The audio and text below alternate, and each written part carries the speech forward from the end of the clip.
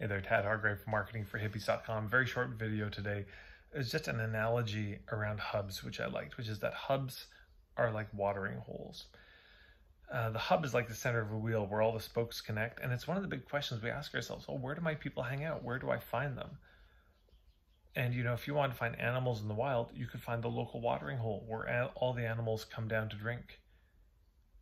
That they all got to go. They got to drink, so they're going to be there. So a similar thing, there's a neighborhood bar that a lot of people in your neighborhood go to. That's where you can find people in the neighborhood. There's the cafe. The local watering holes are where we can find people. And every scene, every community, every industry has its own watering holes. It has the places where people go to hang out, where you can find them. There are conferences, events, festivals, online places as well. So that's the question to think about.